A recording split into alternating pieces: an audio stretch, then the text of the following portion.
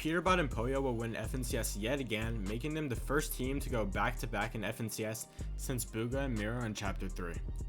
Epic just made one of the biggest changes to the meta this season, and they did it with less than 24 hours until FNCS Grand Finals. This update alone might really hurt some teams going into Grands tomorrow, people like Mongrel and Mr. Savage and Kanata and Cooper who have strategies based around this that just got removed from the game practically, but for a lot of people it's actually going to really benefit them.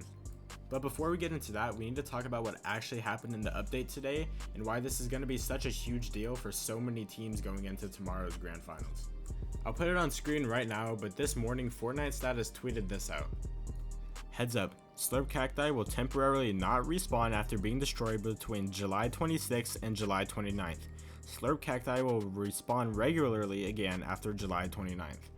If you don't already know what the Slurp cacti do and why it's such a big deal for competitive, it's because when you break the Slurp cacti, they give you 35 of either shield or white heals depending on what you need, and they respawn infinitely. The reason this is such a big deal for Grand Finals is because teams will deliberately find Slurp cacti, base up on them, build huge surge towers, and just infinitely trade surge. We've seen people trading surge for up to 10 minutes in some of these scrim games and even in duo cash cups. This means by the time we actually get to endgame, the surge cap is so high into like the thousands sometimes that if you didn't trade surge on the Slurp cacti, you probably won't be able to outlive surge just because of how much damage you need to deal. And one of the main factors for doing good in an FNCS is being above that surge gap and not having to worry about it. Like I said, if you box up on a Slurp cacti and just trade surge for all of the mid game, you can be way above the surge threshold and really not have to worry about it for the rest of the game. The reason this creates such a problem is because everyone on that north side of the map, aka not the desert side, doesn't have any of these cacti, and if you're not contested, you really can't get any surge damage until really late game, and by the late game, the surge threshold is already going to be on, and if you don't have damage already, you're probably going to die to surge. Another problem that arises with this is the possibility of teams DMing other teams in tournaments and saying, hey, let's meet up here at this time on these cactuses and let's trade surge for the whole mid game so we can be above the threshold. And while we really don't know if teams are actually doing this, especially teams in Grand Finals with some of those huge pros who, if they got leaked, might not want to ruin their reputation by quote-unquote teaming in FNCS, it's still a big problem nonetheless. We've seen countless times people teaming in FNCSs, people mainly more unknown, but still, people team in FNCSs so much just because there's so much on the line, especially with this season being the last season to qualify for the LAN event at the end of the year. We had some really big teams strategizing their games entirely around these cactus and just getting surge off of them. Mongrel and Savage, they have a few cactus around their drop split that they were just planning on farming surge with, and Mongrel has some of the best DMR aim, so he's just already amazing at getting surge. So with these cactus infinitely replenishing shield, Mongrel could get infinite surge for their team, and they could honestly do really good. Another really big team whose whole strategy was around surge with these cactus is Kanata and Cooper. Their drop spot has a spot with 3 cactus. 3 cactus is absolutely crazy with them healing 35 HP and then just infinitely respawning. You can get so much surge without taking really any damage at all and not having to worry about absolutely anything with your heals. One of the teams the cacti were affecting in a negative way though were Clix and Vino, and if you don't know, Clix hasn't won an FNCS yet, and this season with Vino they're honestly looking like a top 3, maybe even top 2 team on the whole region right now. So if there was ever a time for Clix to win an FNCS, it's right now. But with the Slurp cacti, they had no surge plan. Clix and Vino land at Sandy Steps. They go for Forecast Tower every single game. They usually get their surge off of Forecast Tower because there's most likely most of the time someone else contesting it. But when there's not anyone contesting it and there's no one really around Clix and Vino, it's hard to get really any surge off of it, especially when people are just based up in those towers just farming surge with the cactus. If you guys watched the Duo Cash Cup last Wednesday, you'll know Clix and Vino were actually strategizing and trying out some different plans and different surge routes in their game.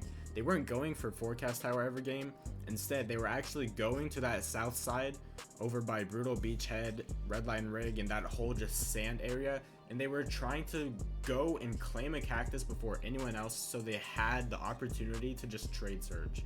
Clix and Vino got a 9th place in the Cash Cup, and while that's not bad by any means, to their standard and the way they've been performing this season, it's definitely not what they could be getting. One of Clix's biggest struggles in FNCS has always been Surge, so it honestly would have been really sad and just tough to watch to see if Clix's not only his FNCS but maybe even his LAN qualification got sold because of Surge. But of course, now that the cactus are basically vaulted and they don't infinitely respawn anymore, the threshold is going to be way lower and getting Surge is going to be so much easier. So for teams like Clix and Vino, they can go back to their old strategies, which were working phenomenally. If you saw them play, they've been performing so well all season without this whole cactus Surge plan thing. So now that they can go back to doing that with FNCS Grand Finals in, at the time of recording this, 14 hours, they're going to be playing absolutely phenomenal, and honestly, they do have a very good chance of winning if they just play very, very good and consistent. However, for people like Kanata and Cooper, this is really going to throw their FNCS, to be completely honest. I don't know if Kanata and Cooper are already qualified to LAN, to be completely honest with you, but if they aren't, then this is honestly a big factor if they don't qualify. But hopefully we can still see them do good. They're two of the best players in all of Fortnite, and I think they will still do good and probably top 10. But Kanata definitely wasn't super happy with this, and he actually replied on that tweet from earlier. I'll put that up right now. Love Fortnite for taking cactus out of Grands and also taking a mythic item from a mythic POI and leaving me with dirt. So obviously Kanata isn't super happy with this, and rightfully so. When you spend your whole season strategizing around one single thing just to get, not only at the start of the season, the boom crossbow removed, and that was at his POI, and that crossbow was honestly amazing. If it stayed in the game, they would probably win this season. So not only did he get that removed, but now getting the cactus removed. So it really does suck spending your whole season strategizing around one or two different things, and then for them both to get removed and you're practically stuck with nothing. I'm sure Kanata and Cooper right now, as I'm making this video, are cooking up so many different strategies and honestly just having to just like stress about it, so it really does suck for them. But one team this doesn't suck for at all and really benefits them is Peterbot and Pollo, of course, who I think are actually going to win FNCS this season.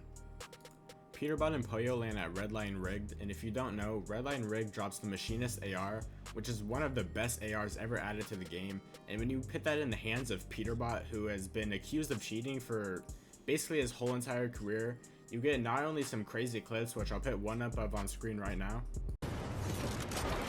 Spray into the bush.